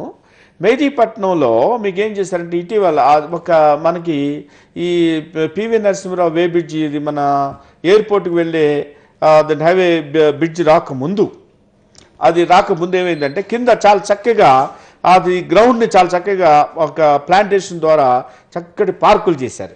సాయంత్రం పూట సంజయ్ వాళ్ళు చక్కగా కూర్చొని ఎంతమందో విశ్రాంతి తీసుకొని చాలా శాంతి తెచ్చుకుంటున్నారు. నేను కూడా వెళ్ళాను చాలాసార్లు. ఐ వెరీ హ్యాపీ అనమాట. మున్సిపాలిటీ వాళ్ళు చాలా బాగా మంచిగా పనిచేస్తున్నారు. అంతేనండి, ఒక్క వారం 10 రోజుల తర్వాత వెంటనే దాన్ని అప్పుడే చేశారు, దాన్ని నాశనం చేసి దాని కింద పిల్లర్స్ వేసేసి దానికి కావాల్సిన ఇదంతా కూడా చేయాలని చెప్పేసి మళ్ళీ దానిపైన ఓవర్ బ్రిడ్జ్ వేసుకుంటే వెళ్ళారు. వేసేసిన తర్వాత ముందు అంటే మున్సిపాలిటీ వాళ్ళకి దానికి కోఆర్డినేషన్ లేదు, ఏది ముందు చేయలేదు, ఒక ప్లాన్ ఆఫ్ యాక్షన్ పర్ఫెక్ట్ లేదు. Government itself spoiling the entire programmes. కాబట్టి పాశ్చాత్య దేశాల్లో ముందు జాగ్రత్త కొరకు ఏది ముందు, ఏది దానికి ప్రయారిటీ ఏమిటి అనేది ముందు ఒకదాని తర్వాత ఒకటి చేసుకుంటూ వచ్చి ఆ విధంగా ప్రజలకు మేలు చేయడానికి ప్రయత్నం చేస్తారు. కానీ ఇక్కడ డిపార్ట్మెంట్స్ అట్లా లేవు. దానివల్ల మరి యాక్చువల్గా వాటి మీద కూడా మనం కేసులు వేయచ్చు, దానికి కూడా ప్రతి ఒక్కటి చట్టపరిధి ఉంది. ఓకే, అంటే మీరు చెప్పినట్టుగా ఇప్పుడు ఇవన్నీ కామన్ ప్రాబ్లమ్స్. వీటి కాకుండా ఈ మధ్య కాలంలో మనం ఎదుర్కొంటున్న సమస్య, చాలా మంది ప్రజలు సామాన్యులు ముఖ్యంగా ఎదుర్కొంటున్న సమస్య ఏంటంటే అధిక ధరలు. అది పెట్రోల్ కావచ్చు, డీజిల్ కావచ్చు, లేదా కూరగాయలు కావచ్చు, నిత్యావసర సరుకులు ఏదైనా కావచ్చు. మరి ఇవన్నీ ఇలా ధరలు పెంచుకుంటూ పోతే ప్రభుత్వం పైన సామాన్యులు, ఇదంతా ప్రభుత్వం సొమ్మే అయినా కానీ ఈ సామాన్యులకు ఉపయోగపడేలాగా ఏదైనా చేస్తున్నారు అంటే అది ఎక్కడా లేదు. మరి వీళ్ళపైన ప్రజలు యాక్షన్ తీసుకునే అవకాశం ఉంటుందా? ఖచ్చితంగా ఉంటుందమ్మా. ఇప్పుడు ఒకటి సామాన్యుడి మీద భారం పడే పరిస్థితి ఇప్పుడు మీరు అన్నట్లుగా ఏమవుతుందంటే పెట్రోల్ ధర పెంచారు, లేకపోతే ఎలక్ట్రిసిటీ పెంచారు. ఇప్పుడు పెట్రోల్ ధర ఎప్పుడు కూడా పెట్రోల్ ధర పెరిగినప్పుడు ఒక పెట్రోల్ ధర పెంచినప్పుడు సామాన్యుడికి ఎట్లా ఎఫెక్ట్ అవుతుందంటే వాడికి బండి ఉండదు కదా, పెట్రోల్ డైరెక్ట్గా పెరుగుతాయి. రైట్ అండి. దాని ఇంపాక్ట్ ఒకదానికి అన్ని కారణాలు లింక్ ఉంటుంది. ఎలా ఉంటుంది? వాడు ఎప్పుడైతే మీకు ట్రాన్స్పోర్ట్ పెరుగుతుందో లారీ మీద సరుకు రావాలి, కూరగాయలు లారీ మీద తేవాలి. వాడు రోజు 900 లారీ చేసేవాడు ఒకేసారి 1000 రూపాయలు పెంచుతాడు. సార్ ఏంటంటే పెట్రోల్ పెరిగిందంటే నా కిరాయి పెరిగింది, కిరాయి పెరిగితే కూరగాయలు పెరగాలి, మరి కూరగాయలు తెచ్చేవాడు పెరగాలి కదా. అట్లా ఒకదానికి ఇంటర్లింక్ ఉంటుంది. కాబట్టి అది వ్యవస్థ కంప్లీట్గా సామాన్యుడి మీద భారం పడేది ఖాయం. కాబట్టి అసలు ఇదేంటంటే ఈ చట్టాలు చేసేవాళ్ళు కానీ, చట్టాలు చేస్తున్న దీంట్లో వాళ్ళు కానీ వాళ్ళంతా కూడా అది బిలో యావరేజ్ గురించి అసలు ఎప్పుడూ ఆలోచన చేయరు. సామాన్యుడు గుడిసెల్లో ఉండేవాడు, మరి ఆ యొక్క పరిస్థితులు వాళ్ళకి దీని మీద భారం పడుతుందని ఆలోచన చేయకోకుండా ఇతను ప్రతి వాళ్ళు చట్టాలు చేసే ప్రతి వాళ్ళు కూడాను అబోవ్ యావరేజ్ పీపుల్ ఉంటారు. అబోవ్ యావరేజ్ పీపుల్ ఉన్న వాళ్ళ ఇప్పుడు మీకు అసెంబ్లీలో కానీ పార్లమెంట్ కానీ చట్టాలు జనరల్గా ఇది అవుతాయి. అవి వచ్చి వాళ్ళందరూ కూడా వెరీ రిచ్ పీపుల్. దాని ఇంపాక్ట్ ఏంటుంది? రూపాయి నోట్ 2000 రూపాయలు ఖర్చు పెడతాడు. ఏమంది? ఆ రూపాయి విలువ తెలియాలంటే సామాన్యుడికి అట్టడుగునున్న వాడికి దాని ఇంపాక్ట్ తెలుస్తుంది, దాని బాధ తెలుస్తుంది. సో వారి యొక్క పరిస్థితిని ఎప్పుడూ కూడా అతను ఆలోచించే పరిస్థితిలో లేడు. అందుకని వీలైనంత వరకు చట్టాలన్నీ కూడాను ధనికుల్ని ప్రొటెక్ట్ చేయడానికి ఎక్కువ, అందుకని చాలా ఉద్యమాలు నడుస్తుంటాయి చట్టాలు. అందుకని ఈ పెట్రోల్ విషయం కానీ దీనికి కానీ ఉద్యమాలు ఎందుకు వస్తున్నాయి? దీనికి గల కారణం ఏంటంటే ఈ చట్టాలు చేసే వాళ్ళంతా ఎక్కువ కూడా అబోవ్ యావరేజ్, బాగా ధనికులు, కోటీశ్వర్లు వాళ్ళందరూ కూడా ఎంపీలు, ఎమ్మెల్యేలు అయ్యి వాళ్ళు అక్కడ ఉండి సామాన్యుడి గురించి ఆలోచన చేయకుండా సామాన్యుడి యొక్క స్థితిగతులు, పరిస్థితులు, వాళ్ళ ఆర్థిక విధానాలు వాడికి తెలియదు. అక్కడ కూర్చొని వరకు ఏదో చట్టాలు పాస్ చేస్తారు, దాని తర్వాత బాధలు పడేది. ఓకే, ముఖ్యంగా ఈ మధ్యకాలంలో ఎక్కువగా మనం చూస్తున్న సమస్య ఏంటంటే విడాకులు. ఇది ఒక ఫ్యాషన్ అయిపోయింది. ఇప్పుడు విడాకులు అంటే చాలా ఈజీగా అయిపోయింది. అంటే ఇది ఎందుకు జరుగుతుంది? ఇంతకుముందు పూర్వకాలంలో ఇంత ఉండేది కాదు, ఈ మధ్యకాలంలో ఎందుకు జరుగుతుంది? దీనికి కారణాలు ఏంటి? ముఖ్యంగా మీ దగ్గరకు వచ్చేవాళ్ళు ఎలాంటి కారణంతో విడాకుల కోసం మీ దగ్గరికి వస్తూ ఉంటారు? చూడమ్మా, ఇది విడాకులు అనేది ఇప్పుడు ఫ్యాషన్ అనేది ఇది కూడా ఈ యొక్క సబ్జెక్ట్ మీద ఎప్పుడైనా ఒకసారి డిస్కషన్ చేస్తే ఒక 2-3 అవర్స్ మనం డిస్కస్ చేయొచ్చు. ఎందుకంటే ఇవాళ హ్యూమన్ రిలేషన్స్ బాగా దెబ్బతినిపోయి పెళ్ళిళ్ళు చేసిన దగ్గర నుంచే అసలు ఈ యొక్క కప్పులు జీవితకాలం వీళ్ళు కలిసి ఉంటారా లేదా అనేది అనుమానాన్ని క్రియేట్ చేసే పరిస్థితి ఇక్కడికి వచ్చేసింది. మన దేశంలో కాదు, ఇది పాశ్చాత్య నాగరికత. ఇదివరకు రోజుల్లో ఏంటంటే గతంలో వివాహం చేసుకున్న తర్వాత వాళ్ళిద్దరూ కలిసి పిల్లల్ని కని వాళ్ళ పిల్లల యొక్క చదువులు అన్నీ కూడా నేర్పించి వాళ్ళ యొక్క సంసార జీవితాన్ని చక్కగా ఉండి ఒక ఫ్యామిలీ సెటప్ని చక్కగా చేస్తే ఫ్యామిలీ వ్యవస్థ మన దేశంలో కానీ మన రాష్ట్రంలో కానీ చాలా గొప్ప వ్యవస్థ. అది జాయింట్ ఫ్యామిలీస్ ఉండే చాలా మంచి. పెళ్లి చేస్తున్నారు అంటే ఇటేడు తరాలు అటేడు తరాలు చూడాలి అంటారు, కానీ ఇప్పుడు ఈమెయిల్స్ లోనే జరిగిపోతుంది. అవునమ్మా. కాబట్టి ఇప్పుడు పరిస్థితి ఏమైందంటే పాశ్చాత్య నాగరికత మనం దిగుమతి చేసుకుంటున్నాం. సో దాని ఇంపాక్ట్ ఎక్కువగా పనిచేస్తుంది. మన వాళ్ళు అమెరికా ఇతర దేశాల దగ్గరికి వెళ్ళిన తర్వాత ఆ సాంప్రదాయాలు అలవాటు చేసుకొని దాని ఇంపాక్ట్ కొంత ఇక్కడ పని జరుగుతుంది ఒకటి. రెండోది ఏంటంటే ఎక్కువగా విడాకులు కోసం వరకు వచ్చే పరిస్థితి ఎందుకు వస్తుందంటే ఇద్దరు కపుల్ వాళ్ళిద్దరు యూత్ ఎవరైనా పెళ్ళిళ్ళు అయిన తర్వాత ఒకళ్ళకి మీద ఒకళ్ళ అవగాహన లోపం అని చెప్పక తప్పదు. ఒకళ్ళని ఒకళ్ళు అర్థం చేసుకోకపోవడం. తర్వాత రెండోది ఏంటంటే వాళ్ళ బ్రాటప్.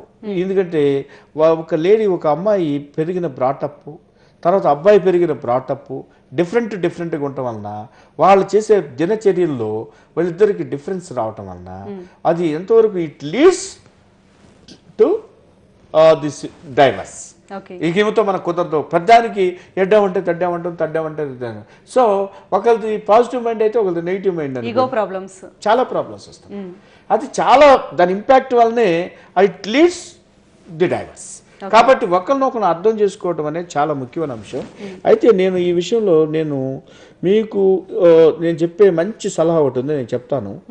మీరు ఎవరైనా సరే పాపకు కానీ బాబుకు కానీ పెళ్లి చేసేలా ఉన్నప్పుడు పెళ్లికి ముందు కొన్ని మరి నిర్దిష్టమైన నిర్ణయాలు తీసుకోవాల్సిన అవసరం ఉంటుంది. ఏంటంటే ఫస్ట్ థింగ్ ఏంటంటే వాళ్ళు ఒకరికొకరు పై మెరుగులు చూసి మీరు వివాహాలు చేయటం వలన చాలా ఇబ్బందులు పడతారు.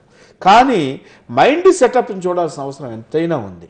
దీనికి ఒక ఎగ్జాంపుల్ చెప్తాను మీకు. ఏమంటే మైండ్ సెటప్ ఎలా చూడాలి ఏమిటంటే ఆ అమ్మాయికి ఒక కలర్ ఇష్టం అనుకోండి, ఆ అబ్బాయికి కూడా అదే కలర్ ఇష్టమైతే వాళ్ళిద్దరు కొంతకాలం కలిసి జీవించడానికి అవకాశం ఉంటుంది. ఫర్ ఎగ్జాంపుల్ నేను ఒక చిన్న ఇది చెప్తాను. ఎక్కడ అసలు వీళ్ళు స్టార్ట్ అవుతుందంటే అసలు విడాకులు అనే దగ్గరికి చాలామంది వచ్చేసి సార్ మాకు విడాకులు రాయండి సార్ అని చెప్పేసి చాలామంది వచ్చి అడుగుతారు. ఎందుకంటే అసలు ఏంటి వాటిది డిఫరెన్స్ పోయి అసలు ఎందుకు జరిగింది ఏంటంటే అదే మీరు చెప్పలేమండి బాబు, మీకు అసలు ఈ సంసారం అసలు చేయలేకపోతున్నారు వాళ్ళు. అసలు ఈ కాపురం అంటే ఈ కాపురం సంగతి మేము చెప్పలేమండి అని అంటారు. అసలు కాపురం అంటే ఏమిటి, సంసారం అంటే ఏమిటి తెలియకోకుండా జీవితం గడిపేస్తున్నారు. మీకు తెలుసో లేదో నేను ఒక విషయం చెప్తాను. చాలా మందికి తెలుసు అంటే సంసారము కాపురం రెండు ఒకటే అనుకుంటారు, కానీ రెండు ఒకటి కాదు. మీకన్నా తెలుసా కనీసం? చెప్పండి. సంసారం వేరు, కాపురం వేరు. పెళ్ళైన తర్వాత పిల్లని కాపురానికి పంపుతారు. కాపురానికి పంపిన తర్వాత వాళ్ళిద్దరూ వాళ్ళు కొంత అంటే మెచ్యూర్ అయిన తర్వాత వాళ్ళ యొక్క బ్రెయిన్స్ మెచ్యూర్ అంతా అయిపోయిన తర్వాత అది సంసారం అయింది. ఎట్లాగో నేను చెప్తా. ఈ ఇద్దరు కలిసి చేసే ప్రతి పని కాపురమేనమ్మా. పెళ్ళైన తర్వాత కాపురానికి పంపితే ఒకరినొకరిని అర్థం చేసుకోవటం, హనీమూన్కి వెళ్ళటం, కలిసి తినటం, కలిసి తిరగటం, ఆయన మైండ్ ఏంటో ఈయన అర్థం చేసుకోవటం. హోటల్కి వెళ్తారు ఇద్దరు కలిసి. హోటల్కి వెళ్ళిన తర్వాత ఇది పురుషాధిక్యం కలిగిన ఇది కాబట్టి ఇద్దరు కూర్చొని వాళ్ళిద్దరు ఏం చేస్తారంటే ఈయనకి ఇడ్లీ అంటే బాగా ఇష్టం కాబట్టి నేను ఇడ్లీ నాతో పాటు ఆమె కూడా ఇడ్లీ తినాలని చెప్పి వాడు బేరాన్ని పిలిచేసి 2 ప్లేట్లు ఇడ్లీ తీసుకురా అంటాడు. ఇంతలో అంటే సారీ అండి ఆగండి, నేను ఇడ్లీ తిన్నాను, నా పూరి కావాలంటే. కరెక్ట్ అండి, నా పూరి కావాలి. ఏంటి నేను చెప్పిన వాడు వినవా నువ్వు? నో, ముందు ఇడ్లీ తినవు, నేను తర్వాత నువ్వు పూరి తింది కానీ ముందు ఇడ్లీ తినాలని ఫోర్స్గా తినిపిస్తాను ప్రయత్నం చేస్తాను. ఆ ఇడ్లీ ఎప్పుడు తిన్నది ఎప్పుడు ఇష్టమైంది కాదుగా, ఇష్టం ఉన్నట్టు ఆయన కోసం బలంతంగా తిట్టదు. సో టిఫిన్ దగ్గర నుంచి స్టార్ట్ అవుతుంది. ఇది కాపురంలో గొడవలు టిఫిన్ దగ్గర. నెక్స్ట్ ఏమవుతుందండి, ఆ టిఫిన్ సరే అట్లా అని చెప్పి తర్వాత ఎట్లా పూరి తినిపిస్తాను. తర్వాత నేను మంచి సినిమా తీసుకెళ్తాను అంటాడు. ఆ సినిమాకా అయితే నేను వస్తానండి, నా బాలకృష్ణ సినిమా చాలా ఇష్టం, నిన్న విడుదలైంది, బాలకృష్ణ గారు బాగా డాన్స్ చేస్తారు, నేను బాగా ఇది చేస్తాను.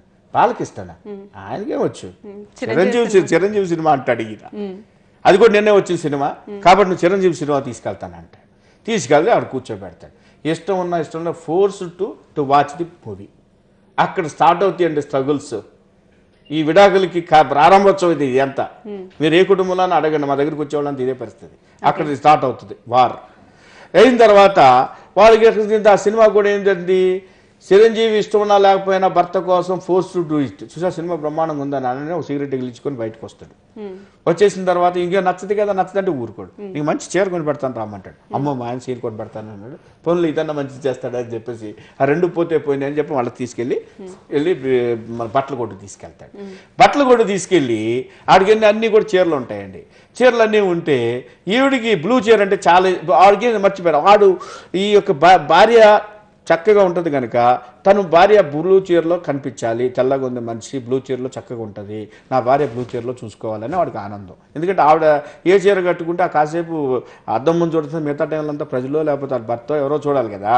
కాబట్టి ఆ చీరలు కనుక్కోవాలని ఉద్దేశంతో ఈ బ్లూ చీరలో చాలా బాగుంటావు, నువ్వు బ్లూ చీర కొట్టుకో, అది కొనుక్కో అని అంటే నా బ్లూ అంటే ఇష్టం ఉండదు, నాకు అలా చూడు మెరూన్ చీర చూడు, మెరూన్ చీర బాగుంటుంది నాకు అని మెరూన్ అంటది. ఈ అమ్మ ఇది మొదటి నుంచి ఎడ్డే ఉంటే తడ్డే ఉంటుంది అని చెప్పి ఇక లాభం లేదని చెప్పేసి నీ ఇష్టం వచ్చిన చీర కొనుక్కోపో అని చెప్పేసి అక్కడ డబ్బులు పైసలు అక్కడ పడేసి బయటకు వచ్చి ఇంకో సిగరెట్లు ఇచ్చుకొని అమ్మ దీంతో ఎట్ట నడవాలి ఇప్పుడు జీవితం అంతా అని ఆలోచనలో పడతారు. సో ఎవరో ఒక లాయర్ని అప్రోచ్ అవ్వాలి అనేది అక్కడ నుంచి అసలు లాయర్ అనే కాదు, అక్కడ స్ట్రగుల్ స్టార్ట్ అవుతుంది. స్ట్రగుల్ స్టార్ట్ అయిపోయి ఏంటి లేనిపోయిన తర్వాత తగిలించుకున్నాను నా బ్రతికేంటి అని ఆలోచన స్టార్ట్ అవుతుంది. ఆవిడికి అదే స్ట్రగుల్ స్టార్ట్ అవుతుంది. ఈయనేంటి నేను చెప్పిన దానికి ఎట్ట ఏంటండి. అందుకని మీ అభిరుచులు తెలుసుకోవాలి. ఇది పెళ్లి చూపులో జరగాల్సిన కార్యక్రమం. అంతేగాని మొఖాలు చూసి వీళ్ళిద్దరు సరిచి ఓకే ఓకే ఓకే అని అనమాకండి, తర్వాత డౌరీలు మాట్లాడుకోమాకండి. ఇది కావాల్సి వీళ్ళు కలిసి ఇద్దరు కలిసి వాళ్ళ జీవిత గమ్యాన్ని చేరగలరా, అసలు జీవితం అంటే ఏమిటి, మేము దాని గురించి కూడా ఇప్పుడు ట్రైనింగ్ సెంటర్స్ పెట్టబోతున్నాం. అంటే మ్యారేజ్ కంటే ముందు అమ్మాయికి అబ్బాయికి వాళ్ళకి అవగాహన అనేది చాలా అవసరం, అవేర్నెస్ చాలా అవసరం. అసలు అబ్బాయి ఏమి చేయాలి, అమ్మాయి ఏమి చేయాలి. మీకు గతంలో మీరు అంత సంవత్సరాలు చేసినంటే తల్లి తండ్రి వాళ్ళ కుటుంబంలో వాళ్ళు అమ్మాయిని పెళ్లికి ఇంకొక ఇంటికి పంపేటప్పుడు నేర్పేవాళ్ళు. అమ్మా నువ్వు మన ఇంట్లో ఇట్లా ఉన్నావు, నువ్వు అత్తారింటికి వెళ్తున్నావు, ఇలా ఉండాలి ఇలా ఉండాలి ఇలా చేసుకొని. ఆ పిల్లోడు కూడా అలాగ నేర్పాల్సిన అవసరం ఈ సమాజంలో చాలా ఉంది. అప్పుడే ఈ డైవర్స్కి జరగకుండా ఉండటానికి అవకాశాలు ఎక్కువ. తర్వాత ఇందాక ఒక్క విషయం చెప్తున్నాను ముగిస్తా. అదేమిటంటే ఇందాక మనము కాపురంలో జరిగే దీన్ని చెప్పాం. సంసారం ఎప్పుడైద్దంటే వీళ్ళిద్దరికి కూడాను పెద్దోళ్ళు అయిపోయి పిల్లలు పుట్టి అప్పులు పాలయ్యి వీళ్ళకి సంసారం ఈదలేక గొడ్డు గోద అన్ని ఏర్పడిన తర్వాత అబ్బా ఈ సంసారం ఈదలేకపోతున్నాం అంటారు. అందుకని సంసారానికి కాపురానికి వాళ్ళిద్దరికి కలిసి చేసే ప్రతి పని సినిమాకి వెళ్ళని, షికారుకి వెళ్ళని, హనీమూన్కి వెళ్ళని ఇదంతా కాపురంలో భాగం. సంసారం అనేది ఎప్పుడు పిల్లలు అప్పులు ఇవన్నీ వచ్చిన తర్వాత బాధ్యతలు, ఇవన్నీ వచ్చిన పిల్లల్ని పైకి తీసుకురావాలి, పిల్లల్ని స్కూల్కి తీసుకెళ్ళాలి, ఇదంతా సంసారం. కాబట్టి డిఫరెన్స్ ఉంది, నేర్చుకోవడానికి ప్రయత్నం చేయాలి, ఈ అవగాహన కావాలి. వీటికి అసలు నన్ను అడిగితే అసలు మీరు ఈ 8వ తరగతి 9వ తరగతి 10వ తరగతిలో స్కూల్ పుస్తకాల్లో కూడా ఇది నేర్పాలి. పాఠ్యాంశాల్లో కూడా ఇవన్నీ ఉండాలి, ఖచ్చితంగా ఉండాలండి. ఉంటే డైవర్స్కి లీడ్ చేయడానికి అవకాశం. లేకపోతే అసలు స్త్రీని పురుషుణ్ణి వేరువేరుగా అసలు దేవుడు ఎందుకు సృష్టించాడు, వాళ్ళిద్దరు కలిసి ఏం చేయాలి ఇక్కడ అనే అంశాలు కంపల్సరీ పాఠ్యపుస్తకంలో నేర్పాలి, ఖచ్చితంగా ఉండాలి. అవగాహన అనేది తీసుకురావాలి. ఓకే, అలాగే అంటే డైవర్స్కి ఎవరైతే అప్లై చేసుకుంటారో చేసుకున్న ఆ వ్యవధిలో వాళ్ళకి మానసికంగా అంటే ఎలాంటి క్లాసెస్ మీరు ఇస్తూ ఉంటారు, మళ్ళీ వాళ్ళు చెయ్యాలి అనే ఉద్దేశంగా? ఒక్కటమ్మా మనకి ఏంటంటే ఎక్స్ట్రా మ్యారిటల్ అఫైర్స్ అని చెప్పేసి ఎవరైనా సరే అమ్మాయికి కానీ అబ్బాయికి కానీ అక్రమ సంబంధం లేకపోతే మిగతా విషయాలన్నీ కూడా రిపేరబుల్. మనం రిపేర్ చేసి వాళ్ళిద్దరిని మనం కొంతవరకు అవగాహన తీసుకురావచ్చు. ఈ అమ్మాయి కానీ అబ్బాయి కానీ ఇంకా వేరే వాళ్ళతో సంబంధాలు ఎక్స్ట్రా పెట్టుకున్నారంటే చాలా కష్టం అనే విషయం. అది డైవర్స్ ఖచ్చితంగా అవ్వాల్సిందే ఒకటి. రెండోది ఏంటంటే ఎవరైనా మ్యారేజ్ విషయంలో కానీ ఇంకో దీంట్లో కానీ కొన్ని మ్యాలిఫైడ్ ఇంటెన్షన్స్ అండ్ రాంగ్ఫుల్ గెయిన్స్తో మ్యారేజ్ జరుగుతాయి. కొన్ని సర్ప్రైజ్ చేసి కావాలని చెప్పి చేస్తారు ఏదో ఉద్దేశంతో. అటువంటి అంశాల్లో కూడా చాలా కష్టం. వాడు ముందే మైండ్ సెటప్లో ఒక ఉద్దేశంతో చేస్తాడు పెళ్ళి. చేసుకున్నవాడు ఖచ్చితంగా వాడి ఉద్దేశాలు వేరుగా ఉంటాయి. బట్ ఆమెను సుఖపెట్టాలి, జీవితం అంతా కలిసి నా భార్యగా నేను చక్కగా ఉండాలి, హ్యాపీగా జీవితాన్ని గడపాలి నా వైఫ్తో అనే ఆలోచన లేకోకుండా ఒక ప్రోగ్రామ్ లేకుండా చేసేటప్పుడు కొన్ని ప్రాబ్లమ్స్ వస్తాయి. ఓకే, శ్రీనివాసరావు గారు ఫైనల్గా చెప్పండి, మా రాజనీస్ వ్యూవర్స్కి మీరు ఇచ్చే అమూల్యమైన సలహా ఇవ్వండి. ఇప్పుడు ఒకటండి, మనము ఈ ప్రజలు నేను చెప్పేది ఏంటంటే మ్యారేజ్ విషయాల్లో కానివ్వండి, చట్టాలు కానివ్వండి, అవగాహన అనేది చాలా అవసరం. ఇప్పుడు legal service authorities of Andhra Pradesh వాళ్ళు చేస్తున్నారు. అదేవిధంగా హ్యూమన్ రైట్స్ కమిషన్ కూడా వీలైనంతవరకు అప్పుడు కూడా అవగాహన చేస్తున్నాయి. కొన్ని స్వచ్ఛంద సంస్థలు చేస్తున్నాయి. మేము కూడా legal education and action for rural పేరున ఒక స్వచ్ఛంద సంస్థ తరఫున మేము కూడా లీగల్ అవేర్నెస్ ప్రోగ్రామ్స్ ఎన్నో చేస్తున్నాము. దయచేసి చట్టాలు మరి గురించి తెలుసుకోవాల్సిన అవసరం ప్రతి వారి యొక్క బాధ్యత. అదేవిధంగా దాన్ని ఇంప్లిమెంట్ చేయడానికి మీ బాధ్యత కూడా ఉంటుంది, సోషల్ రెస్పాన్సిబిలిటీ ఉంటుంది. ఎక్కడైనా చట్టాలు ఉల్లంఘించినప్పుడు ఇమీడియట్గా మాది బాధ్యత ఉందని చెప్పేసి మీ వంతు బాధ్యతగా మీరు చేయాల్సిన అవసరం ఉంటుంది. ముందు జాగ్రత్తగా కొన్ని తీసుకోవాల్సిన అంశాలు ఉంటాయి. ఆ ముందు జాగ్రత్త చూసుకొని చట్టాలు మీ మీద అట్రాక్ట్ కాకుండా, మీరు ఇబ్బందుల్లో పడకుండా, ప్రజాజీవనం చక్కగా జరగడానికి, ప్రశాంతంగా జరగడానికి ఈ చట్టాలను ఉపయోగపడాలంటే ప్రజలు మీరు చైతన్యవంతులు అవ్వాల్సిన అవసరం ఉందని ఈ రాజ్ న్యూస్ ద్వారా మీ అందరికీ చెప్తాను. ఓకే, థ్యాంక్ యూ శ్రీనివాసరావు గారు. థ్యాంక్ యూ వెరీ మచ్ అండి, మీ అమూల్యమైన సలహాలు మా వ్యూవర్స్తో పంచుకున్నందుకు. ఇది ఈరోజు మన న్యాయగర్జన ప్రోగ్రాంలో టీజేజీ శ్రీనివాసరావు గారితో చర్చ. మరొక చర్చలో మళ్ళీ కలుద్దాం. నమస్తే.